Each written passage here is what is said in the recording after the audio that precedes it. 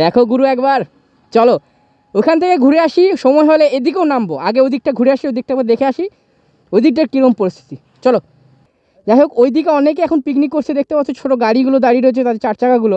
কিছুদিন পর এই জায়গাটা একটা পুরো জমজমাট একটা পিকনিকের জায়গা হয়ে যাবে। এখন থেকে অনেকে ভিজিটাররা আসছে এখানটা পিকনিক করছে। কিছুদিন পরে এই যে নভেম্বরটা শেষ হয়ে ডিসেম্বরের 25 ডিসেম্বর থেকে পুরো পিকনিকের সিজন স্টার্ট। এখানটা পুরো ভরপুর, একদম সবসময় ভিড়ভাড়টাই থাকবে। এখন যাচ্ছি মুকুটমণিপুর। আমরা বাড়ি থেকে বেরিয়ে গেছি অনেকক্ষণ আগে, প্রায় অনেকক্ষণ বলা চলে না, 6টায় বেরিয়েছি, তো এখন বাজে 6:15 বা 6:30 এরকম কিছু টাইম আছে। এখন আছি আমরা দুর্গাপুর সামনেই, কল্পতরু উৎসব চলছে এখানে। কল্পতরু মেলা না ঠিক, এটা কিছু একটা রবীন্দ্র কিছু একটা হবে, উৎসব চলছে। তো আমার সাথে যাচ্ছে এই বন্ধু, তার নাম হচ্ছে সৌভিক। তো এই হচ্ছে আমার কুইন। দেখা যাক কতটা যাওয়া যায়, পুরো তোমাদের সাথে রাস্তায় দেখা হবে। তো কিছুক্ষণ আগে বললাম এটা দুর্গাপুর, তো এটা হচ্ছে দুর্গাপুর গার্লস হাই স্কুল। তো এখন আমরা দুর্গাপুর যেখানে যাচ্ছি, দুর্গাপুর ব্যারেজের দিকে। এখান থেকে দুর্গাপুর ব্যারেজ বেশিটা দূর না, এখান থেকে দুর্গাপুর ব্যারেজ প্রায় ওই 2 কিলোমিটার মতো, 1.5-2 কিলোমিটার মতো এখান থেকে দুর্গাপুর ব্যারেজের ডিস্টেন্স। দুর্গাপুর ব্যারেজ ডিস্টেন্স ওই 1-1.5 এরকম কিছু একটা সামথিং, আমি আন্দাজ লাগাতে পারছি না। যাই হোক, চলে এলাম আমাদের সামনে দুর্গাপুর ব্যারেজ। এই যে সামনে তোমরা দেখছো ওই কুয়াশা পুরো ধুলা, এটা কিন্তু আসলে ব্যারেজটা। আমাদের দুর্গাপুরে অনেকেই এই জায়গায় ঘুরতে আসে, এমনকি আমরাও আসি। এই হচ্ছে সেই বিসর্জন ঘাট। এখানে বিকালবেলায় এত সুন্দর আরতি, এত সুন্দর পরিবেশটা থাকে না, সবাই জানে এখানকার পরিবেশটা। অনেকেই আসে সন্ধ্যাবেলা, একটা মজার পরিবেশ হয়, সত্যি খুব সুন্দর একটা দৃশ্য হয় সন্ধ্যাবেলায়। প্রতিদিনই হয় সন্ধ্যা আরতি এখানটায়। ওই দুর্গাপুর আমাদের বিসর্জন ঘাটাতে প্রতিদিনই হয় সন্ধ্যা আরতি।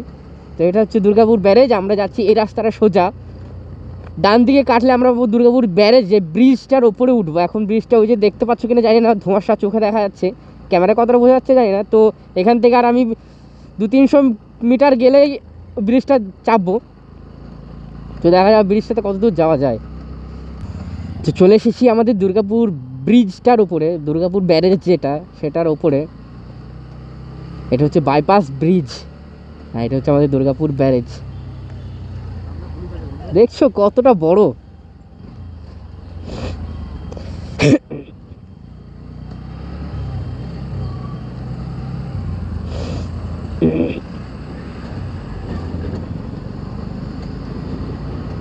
এই যে আমাদের দুর্গাপুর ব্রিজ। মুকুটমণিপুরের যাত্রায় প্রথম ব্রিজ আমরা পেয়ে গেছি, সেটা হচ্ছে আমাদের এই দুর্গাপুর ব্রিজ, সেটা হচ্ছে আমাদের এই দুর্গাপুর ব্যারেজ। এদিকটা দেখছো পুরো জলে জলপূর্ণ ভর্তি, আর এদিকটা দেখো একটু একটু জল আছে, একটু একটু অনেকটাই জল আছে যা আছে। এইদিকে একটা গেট মনে হচ্ছে খুলেছে, অনেকক্ষণ আগে যেহেতু খুলেছে বুঝতে পারবো না, দাঁড়ানো যাবে না নয়, এখন দাঁড়াবো না, দাঁড়াতে গেলে লেট হবে আবার। দেখছো কত বড় বড় গর্ত, মানুষ ঢুকে যাবে এত বড় বড় গর্ত এটার মধ্যে। এটা মেরামত করা দরকার ছিল এটা, যাই হোক না। সকাল সকাল শান্তি মেতেছে, চলো কোনো তাড়াহুড়ো নেই, আরামসে গাড়ির পেছনে পেছনে চলো, অন্তত এটা পেরিয়ে যাক, তারপর দেখা যাবে রাস্তার উপরে।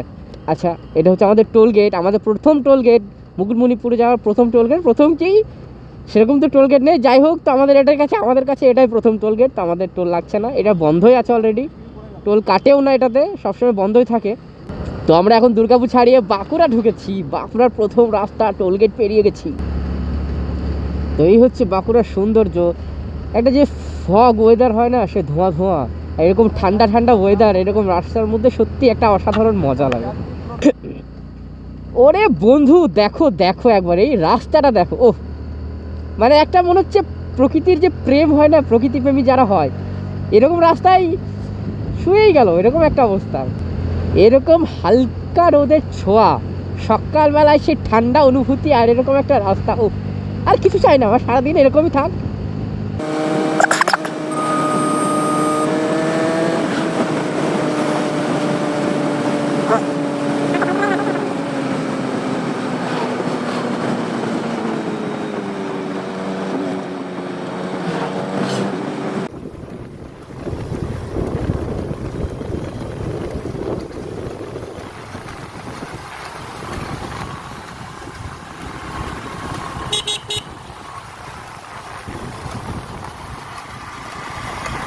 চলে এলাম সেই রকম সুন্দর একটা রাস্তায়।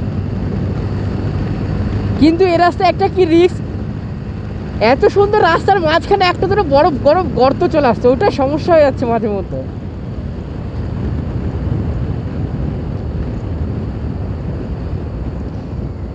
এটা হচ্ছে কি গজেশ্বরী সেতু,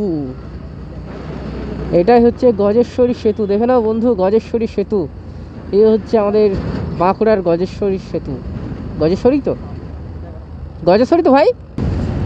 তোমাদেরকে ব্লগি লাইফে আরও একবার স্বাগত। চলে এসেছি আমরা বাঁকুড়া ডিস্ট্রিক্টে অনেকটা ভেতরে, এবার বেরোতে চলেছি। বাঁকুড়া না বেরোবো না এখন, অনেকটা রাস্তা বেরোবো না, কারণ ওটা বাঁকুড়ার মধ্যেই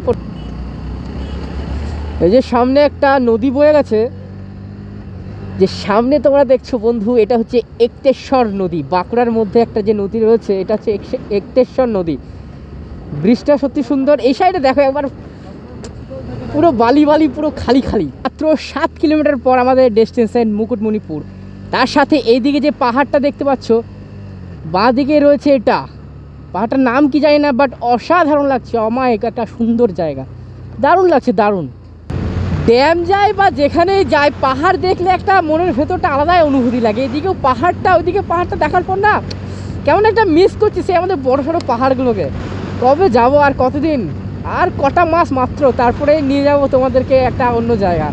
তখনই দেখতে পাবে কোথায় যাব, এখন থেকে বলাটা ঠিক না। যখন আগে যাই তারপর দেখা যাবে তোমাদের সাথে। মাত্র আর কটা মাসের অপেক্ষা, একটু ঠান্ডা কমলে আমরা আবার বেরিয়ে পড়বো নতুন একটা জার্নিতে, নতুন একটা রাইডে।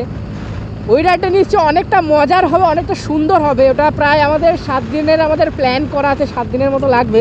তো পুরো ভিডিওটা তোমরা দেখো, আসবে আর কটা মাস পরে। এখন থেকে আমরা প্রিপারেশন ঠিক বলা চলে না, এক্সাইটেড আছি এখন থেকে ওখানে যাওয়ার জন্য।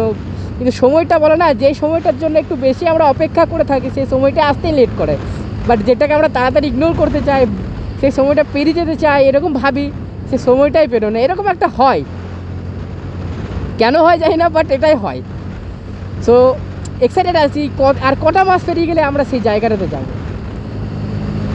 বাট সেটা থাক, সেটা আছে এখন। এখন যেটাতে যাচ্ছি সেটা হচ্ছে আমাদের মুকুটমণিপুর। সেখানে যাই, এনজয় করি, তোমাদেরকে দেখাবো এখনকার ভিউ। আমি অনেক বছর আগে এসেছিলাম, 4-5 বছর আগে আমি একবার এসেছিলাম মুকুটমণিপুর। এখন জানি না কীরকম মুকুটমণিপুরের ভিউটা আছে, বাট যাই, সত্যি ভালো হবে নাকি। অনেকেই বলেছে না মুকুটমণিপুর অনেকটা চেঞ্জ হয়ে গেছে আগের তুলনায়। তো এখন দেখি কেমন লাগে মুকুটমণিপুরের ভিউটা। নিশ্চয়ই ভালোই করবে, নতুন ড্যামটাও নাকি বলছে অনেক সুন্দর করে সাজিয়েছে, এখন ব্রিজটা হয়ে গেছে। দেখা যাক কতদূর কী হয়েছে মুকুটমণিপুরের কাজ। ও ফাইনালি এই জায়গাটা দেখো বড়ু, এই জায়গাটা দেখো গুরু, এই জায়গাটা দেখো কত সুন্দর একটা লাগছে বলো।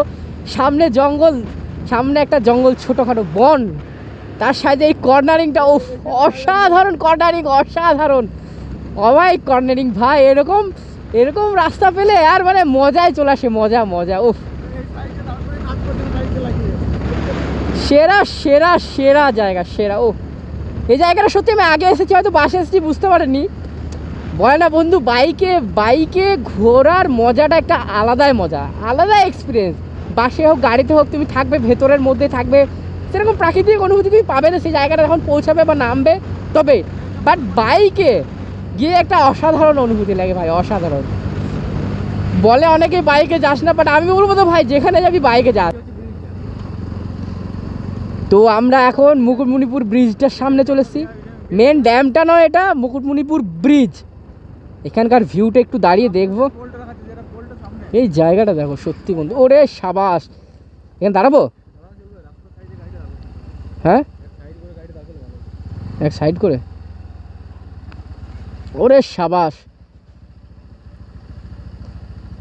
নিচের জায়গাটা সত্যি দারুণ জায়গা। দাঁড়াও আমি একটু গাড়িটা দাঁড় করাই, তোমাদেরকে দেখাই।